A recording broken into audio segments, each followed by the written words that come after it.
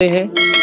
Like wise جو آسمان کے فرشتے ہیں، جو اللہ کے مقرب ملائکہ ہیں، وہ اس زمین پہ بھی کچھ سٹارز دیکھتے ہیں، اور وہ سٹارز کیا ہیں؟ جن گھروں میں قیام اللیل کی نماز پڑھی جاتی ہے اور تہجد کی نماز پڑھی جاتی ہے اور اس میں قرآن کی تلاوت کی جا رہی ہوتی ہے۔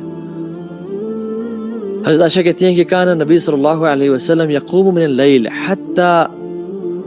تتفرت قدماہ او حتی تتفتر قدماہ،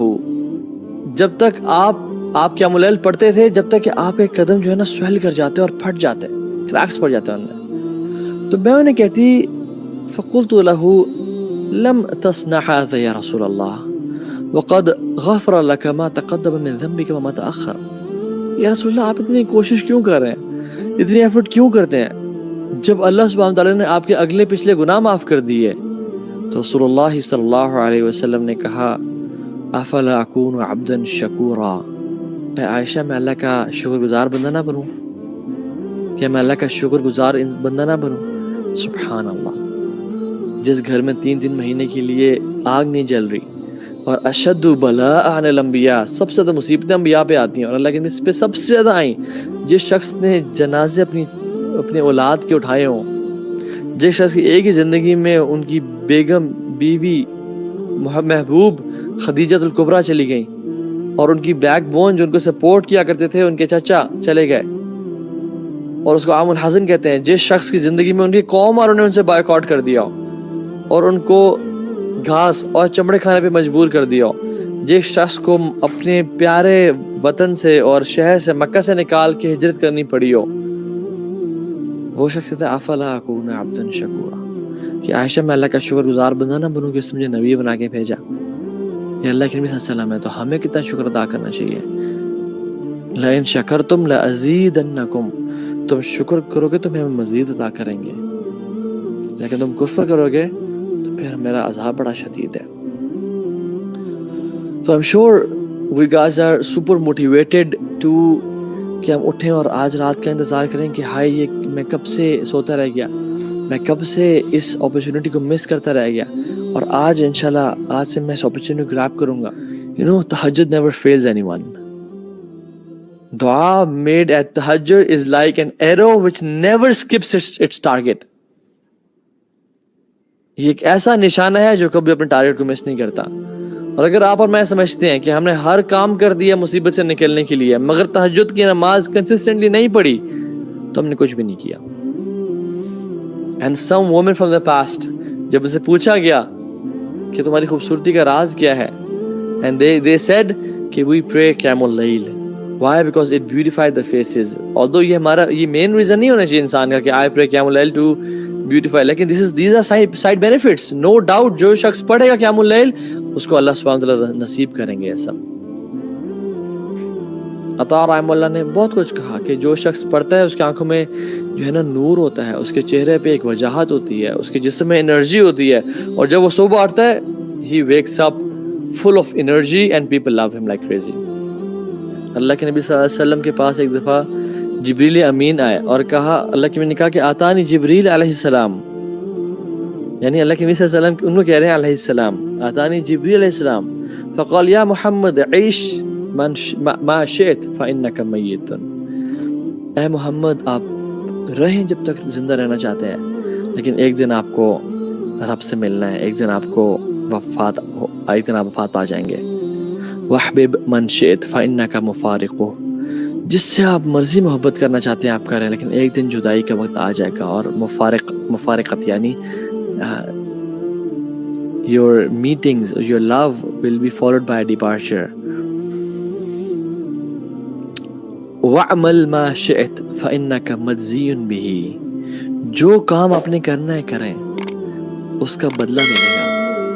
ثم قال یا محمد، اور پھر کہا ہے محمد صلی اللہ علیہ وسلم، شرف المؤمن قیام باللیل، ایک بات یاد رکھیں کہ جو مومن کا شرف ہے اور آنر ہے اور ڈگنیٹی ہے وہ کس چیز میں ہے؟ قیام اللیل میں۔ رسول اللہ صلی اللہ علیہ وسلم نے فرمایا، اور اس حدیث کی بیسس پہ ہم اس پورے لیکچر کو بیس کریں گے اور اس کو کھولیں گے، فرمایا علیکم بقیام اللیل، تمہارے اوپر قیام اللیل کرنا یعنی قیام اللیل کو اختیار کرو، قیام اللیل کو پکڑو، تھام کے رکھو، علیکم بقیام اللیل، قیام اللیل کو تھام کے رکھو۔ فَإِنَّهُ دَبُ صَالِحِينَ قَبْلَكُمْ، بے شک جان لو کہ یہ جو تمہارے سے پہلے پائس پریڈیسیسرز گزرے، نیک لوگ گزرے، یہ ان کا طریقہ تھا، یہ ان کا رویہ تھا، یہ ان کا کام کرنے والا تھا۔ وَقُرْبَةُ إِلَى اللَّهِ تَعَالَى، اور اللہ کے قریب ہونے کا ذریعہ ہے، اللہ کے پاس جانے کا، اس سے ریلیشن شپ بلڈنگ کا ذریعہ ہے۔ وَمَنْحَاتُ عَنِ الْإِثْمِ، اور یہ گناہوں سے روکتا ہے۔ وَتَكْفِيرُ السَّيِّئَاتِ، اور گناہوں کو دھو ڈالتا ہے، ختم کر دیتا ہے۔ وَمَطْرَدُ الدَّاءِ عَنِ الْجَسَدِ، اور یہ جسم سے بیماریوں کو نکال کے پھینک ڈالتا ہے، یعنی جسم کو بیماریوں سے شفا دیتا ہے۔ تَتَجَافَى جُنُوبُهُمْ عَنِ الْمَضَاجِعِ يَدْعُونَ رَبَّهُمْ خَوْفًا وَطَمَعًا وَمِمَّا رَزَقْنَاهُمْ يُنْفِقُونَ۔ وہ لوگ کیسے ہیں جو اللہ کے بندے ہیں، وہ کیسے ہیں؟ تَتَجَافَى جُنُوبُهُمْ عَنِ الْمَضَاجِعِ، ان کی جو پہلو ہیں، ان کی جو سائیڈز ہیں، وہ بستر سے نہیں لگتی زیادہ، they sleep very less، ان کی جو سائیڈز ہیں وہ بستروں سے جدا رہتی ہیں اور الگ رہتی ہیں، اور وہ اپنے رب کو منانے کے لیے رب کی بارگاہ میں حاضری دیتے رہتے ہیں، اور وہ رب کو پکارتے ہیں خوف سے کہ یا رب جہنم کا خوف، قبر کے سکویز کرنے کا خوف، قبر میں اندھیرے کا خوف،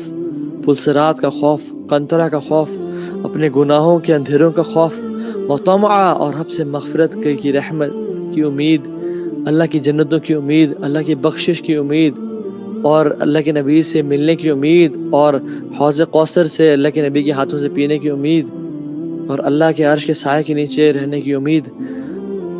اور جو رزق دیا گیا انہیں وَمِمَّا رَزَقْنَاهُمْ يُنْفِقُونَ، اسے وہ خرچ کرتے ہیں۔ تو یہ لوگ جو ہیں جو یہ رب کے لیے اتنی سیکریفائز کرتے ہیں، رب نے کیا دینا ہے ان کو؟ تو رب بھی کہتا ہے کہ فَلَا تَعْلَمُ نَفْسٌ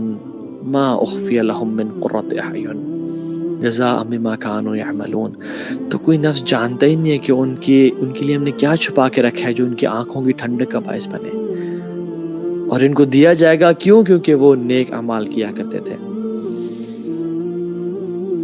ابن قیم الجوزی رحمہ اللہ فرماتے ہیں beautiful statement, why the reward is hidden، because دنیا کی زندگی میں بھی وہ بڑے چھپ چھپ کے، رات کو کوئی جانتا نہیں تھا، کوئی پہچانتا نہیں تھا، وہ چھپ کے رب کی عبادت کیا کرتے تھے، تو اللہ نے ان کے ریوارڈ کو بھی لوگوں سے چھپا لیا اور بتایا ہی نہیں، قرآن میں بتایا ہی نہیں کہ ان کو ریوارڈ کیا دیا جائے گا، اور صرف کہہ دیا کہ فَلَا تَعْلَمُ نَفْسٌ مَا أُخْفِيَ لَهُم مِّن قُرَّةِ أَعْيُنٍ، کہ کچھ کیا نفس کون جانے ان کا ریوارڈ کیا ہوگا جو ان کی آنکھوں کو ٹھنڈا کر دے گا، یعنی ان کے دل کے سرور کا باعث ہوگا، اور ان کو جو لذت اس کو دیکھنے سے نصیب ہوگی، امیجن ٹیسٹ کرنے سے اور پانے سے کتنی ہوگی کہ صرف دیکھنے سے ہی ان کی آنکھیں ٹھنڈی ہو جائیں گی۔ تو جس طرح میرے وہ بندے، میرے خاص بندے رات کو اٹھ کے رویا کرتے تھے، آنسو بہایا کرتے تھے، تو ان کی آنکھوں کو میں آج ٹھنڈا کروں گا ان کو ریوارڈز دکھا کے، اور جس طرح ان کے اعمال کو کسی نے نہیں دیکھا، اس طرح سے ہم ان کی جو ریوارڈز ہم نے تیار کیے ہم نے وہ بھی کسی کو نہیں بتائے، وہ انہی کو میں دوں گا جو تہجد کی نماز پڑھا کرتے تھے۔